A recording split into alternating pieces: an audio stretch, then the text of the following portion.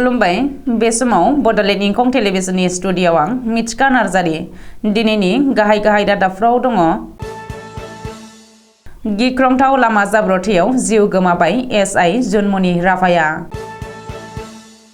फुख्रियाव गोदोनानै उन्दै बैसोनि सानै हिनजावसाया जिउ गोमादों। जिल्ला बेंगिरिफोरनि 5थि सन्मिलनाव हिमन्त बिश्व शर्मायाबो बाहागो लादों। उदै गेदेर पुलिसफोरा साख्रि नागारनांगोन। दिनै अस्ताद कामिनी कुमार नार्जारिनि 25थि रुंसारि सान। चिरांनि 2 नं फाख्रिगुरियाव अस्ताद कामिनी कुमार नार्जारिनि 25थि थैनाय सान खुंदों। सोलोंथाइगिरि मनज सनियाया UPSCनि गोदान मासिगिरि जाबाय। कर्नाटक बिसायख'थिनि उनाव बिहारनि डिपुटि CM तेजास्वी यादवआ हेंथा दोलोखौ खौसे जानो खावलायदों। दानिया फैदोनि आबुं रादाबाव।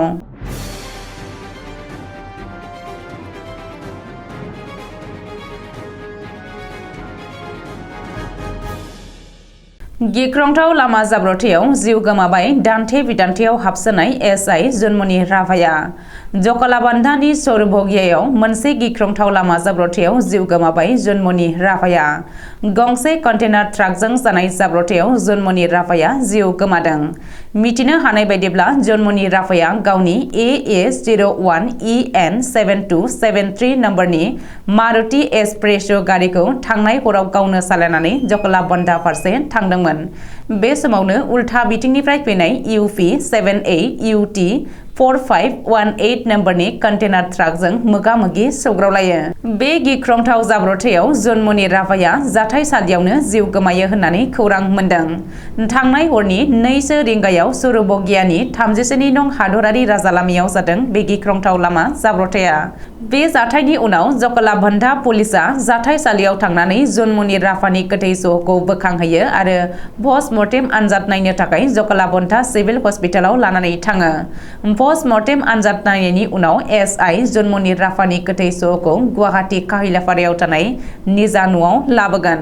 रिपर्ट बायदिब्ला जुनमनि राभाया रबिबारखालिसो गुवाहाटी नोगोरमायाव थानाय न'आव फैदोंमोन आरो समबारखालि फुङावनो बिमाखौ लोगोआव लानानै जकलाबान्धायाव थांदोंमोन। ओरैहाय जाब्रबथायाव जुनमनि राभानि जिउ गोमानायखौ नखरनि सोद्रोमाफोरा गोरलैयैनो गनायनानै लायाखै आरो बेनि सायाव गोख्रों नायबिजिरनो दाबि खालामदों। जुनमनिनि बिमाया दाबि खालामनाय बायदिब्ला थांनाय हरनि 2 रिंगायाव नगावनि SP आरो DSPनि टीमा जुनमनिनि न'आव सिग्रोमदोंमोन आरो बिमाया दाउ, हांसो, बोरमा, अमा फाननानै रां दोनथुमनायखौ लानानै फैदों। बेनि अनगायैबो जुनमनि राभाया हरनि समाव जकलाबान्धायाव मानो थांदोंमोन बेयो मोनसे गेदेर सोंथि सिखांदों। काछाराव सानै उन्दै बैसोनि हिनजावसाया फुख्रियाव गोदोनानै जिउ गोमानाय जाथाया सोराङाव फैदों। काछार जिल्लानि दुमखार गामियाव जादों बे जाथाया। मिथिनो हानाय बायदिब्ला दुमखार गामिनि सानै उन्दै बैसोनि हिनजावसाया फरायसालिनिफ्राय फैनानै आथिं आखाइ सुनो फुख्रियाव ओंखारहैदोंमोन। बे समावनो गादलिननानै सानैबो हिनजावसाया फुख्रिनि दैयाव गबनानै जिउ गोमायो। उननि समाव जायगानि सुबुंफोरा बिसोर सानै हिनजावसाखौ फुख्रिनि दैयाव नुसनो आरो लोगो लोगो बोखाङो। अब्लासिम सानैबो हिनजावसाया गोथाङैनो गैलामोन। बबेखानि फुख्रिनि दैयाव गोदोनानै जिउ गोमानाय उन्दै बैसोनि सानै हिनजावसाखौ आफसाना बेगम आरो फातिमा बेगम होननानै सिनायथिनो हादों। सानैबो हिनजावसानि सहखौ फुख्रिनिफ्राय बोखांनायनि उनाव बेनि बागै पुलिसनो खौरां हरो आरो पस्टमर्टेम आनजाद नायनो थाखाय देहा फाहामसालियाव लानानै थाङो। मख'नो गोनांदि बेनि सिगां थांनाय शुक्रबारखालि डिब्रुगड़ आरो चराइदेव जिल्लायावबो दैयाव गोदोनानै जिउ गोमानाय मोननै जाथाया सोराङाव फैदोंमोन। आसामनि गासैबो जिल्लानि जिल्ला बेंगिरिखौ लानानै खुंनाय 5थि सावरायमेल एबा सन्मिलना दिनै 2थि सान। तिनसुकिया जिल्लायाव खुंदों जिल्ला बेंगिरिफोरनि 5थि सन्मिलनखौ। दिनै 2थि साननि हाबाफारियाव गिबि मन्त्रि डक्टर हिमन्त बिश्व शर्मायाबो बाहागो लादों। बे हाबाफारियाव बाहागो लानायनि सिगांनि गिबि मन्त्रिया दिनै केबिनेट मन्त्रिफोरनि नुजाथिनायाव आरो मदद होनायाव डक्टर हिमन्त बिश्व शर्माया तिनसुकिया जिल्लानि गेलापुखुरियाव गोदानै बानायनाय कन्भेन्सन सेन्टारखौ बेखेवदों। गासै 15 कौटि 60 लाख राङाव बानायनाय जादों बे कन्वेन्शन सेन्टारखौ। रिपर्ट बायदिब्ला बे सेन्टाराव गोदान आदब आरो खाबुफोरनि आलासि जिरायसालि आरो सावराय न'ब्लां दङ। मख'नो गोनांदि रायजोनि गासै मोन 31 जिल्लानि जिल्ला बेंगिरिफोरनि सन्मिलनाव दिनै गिबि मन्थ्रिजों लोगोसे गोबांसा केबिनेट मन्थ्रि, आसाम सोरखारनि चिफ सेक्रेटारि आरो गोजौ थाखोनि मावख'गिरिफ्रा बाहागो लायो। मिथिनो हानाय बायदिब्ला तिनसुकिया जिल्लायाव मैयानिफ्राय साननैनि हाबाफारिजों खुंनाय जिल्ला बेंगिरिफोरनि 5थि सन्मिलननि गिबि सानखालि जिल्ला बेंगिरिफोरा गुबुन गुबुन मोनबा मेल खुंदों। मोनबा मेलनि मोनथामखौनो साखाथियावनो थानाय डिब्रुगड़ जिल्लायाव खुंदों। फुंनि 10 रिंगानिफ्राय मोनाबिलि 9 रिंगासिम जथुमनाय बे मेलाव जिल्ला बेंगिरिफ्रा जौगाथाय, सोरखारनि बिथांखि मावफुंनाय, इनफ्रास्ट्राक्चार बायदिनि सायाव सावरायनाय जायो। मख'नो गोनांदि 6 दाननि उन जिल्ला बेंगिरिफोरनि सन्मिलन खुंनाय जादों। फैगौ 6 दाननि उनाव लखिमपुर जिल्लायाव खुंगोन जिल्ला बेंगिरिफोरनि सन्मिलनखौ। गुबुन फारसे फैगौ जुन दानाव गासैबो जिल्लानि एसपिफोरनि मेलखौ बङाइगाव जिल्लायाव खुंगोन। बेनि उनाव गुवाहाटी जिल्ला बेंगिरि आरो गासैबो एसपिफोरखौ लानानै मोनसे जर'खा मेल खुंनाय जागोन। जौ फाग्ला पुलिसफोरनि उनाव बे खेबाव उदै गेदेर पुलिस।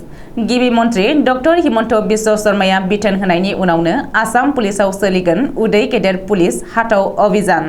उदै गेदेर पुलिसफोरा गावबा गावनि उदैखौ खमायनो हायाब्ला साख्रि नागारनो नांगोन। बेनि सायाव डिजिपि जिपि सिंहआ दिनै टुइटाराव टुइट खालामनानै रोखायै फोरमायबावदों। जिपि सिंहआ टुइट खालामनाय बायदिब्ला आसाम पुलिसनि गासैबो अफिसार आरो जवानानो फिजिकेल टेस्ट होफिननांगोन आरो बे टेस्टआव उथ्रिसारनो नांगोन। बेनि थाखाय आसाम पुलिसनि गाहाय मावख'आव बडि मास इन्डेक्स सुंद'यै BMI आनजाद खुंगोन आरो बे आनजादखौ गासैबो IPS, ACS अफिसारफोरजों लोगोसे आसाम पुलिसनि जायखिजाया जवानानो होनांगोन। रिपर्ट बायदिब्ला बे आनजादखौ फैगौ आगस्त दानाव खुंगोन। बेनि थाखाय थियारि जानो थाखाय आसाम पुलिसनि साफ्रोमबो जवाना 3 दान सम मोनगोन। 16 आगस्त खालि डिजिपि जिपि सिंहआ गावनो गिबिसिनै बे आनजादाव मोगा-मोगि जागोन। बेनि उनाव 15 सानसिम बे आनजादा सोलिबाय थागोन आरो साफ्रोमबो जवाना गावबा गावनि फिजिकेल फिटनेसखौ होनांगोन। बबेखानि BMI आनजादाव जायफोरा उदै गेदेर पुलिसआ 30 नि बांसिन नम्बर मोनगोन बिसोरनो उदै खमायनो थाखाय आरोबाव सरजाबनाय 3 दान सम होनाय जागोन होननानैबो मिथिनो हादों। मख'नो गोनांदि बे आनजादाव बाहागो लानानै उथ्रिसार जानो हायि एबा उदै खमायनो हायि पुलिसफोरा कम्पालसारि साख्रि एंगारनो नांगोन। नाथाय सावस्रि फाहामथाय लानायनि जाहोनाव उदै ओंखारनाय पुलिसफोरखौ बेनिफ्राय रेहाय होनाय जागोन। अस्ताद कामिनी कुमार नार्जारिनि 25थि रुंसारि सानखौ दिनै गसाइगाव महकुमानि सिङाव थानाय बिनाकाटा गेजेर फरायसालिनि लांगोनायाव बिनाकाटा दालाइसा एबसु आरो बिनाकाटा प्राइमारि बर' थुनलाइ आफादनि बानजायनायाव फालिनाय जायो। बे हाबाफारियाव बिबार बावजानगिरि आलासि महरै अस्ताद कामिनी कुमार नार्जारिनि असे फिसौज्ला सोमदोन नार्जारिया बाहागो लायो। बे हाबाफारियावनो मिरु UPPLनि गाहाय नेहाथारि राजु नार्जारिमोनजों लोगोसे बिनाकाटा गेजेर फरायसालिनि फोरोंगिरिफोर, बिनाकाटा दालाइसा एबसु आरो बिनाकाटा प्राइमारि बर' थुनलाइ आफादनि मावथिफोरजों लोगोसे बिनाकाटा ओनसोलनि गोबां सानसुमै रायजो राजाफोराबो बाहागो लायो। मख'नो गोनांदि 1927 मायथाइयाव आथिखालनि क'क्राझार जिल्लानि सिङाव थानाय गसाइगावनि बामोनखुरा गामियाव जोनोम मोननाय बर'नि हारिमुखौ मुलुग दरबाराव मिथिहोनाय बयजोंबो अस्ताद बिमुं होजानाय कामिनी कुमार नार्जारिखौ रुंसारि सानाव गोसोखांनानै दिनै बिथांनि सावगारियाव बिबार बावनायखौ नुनो मोननाय जायो। चिरां जिल्लानि रनसायथाम ओनसोलनि 2 नं फाख्रिगुरि गामियाव मुलुग दरबाराव बर' हारिमुखौ बयनोबो दिन्थिफुंनानै आरो बर' हारिमुखौ हमथानानै फोजाखांग्रा अस्ताद कामिनी कुमार नार्जारिनि 25थि थैनाय सानखौ दिनै मंगलबारखालि जोबोद गाजा गोमजायै खुंदों। 2 नं फाख्रिगुरि गामिनि रायजो राजाया गावसोरनि खरसाजोंनो बे थैनाय सान फालिनाय हाबाफारिखौ खुंदों।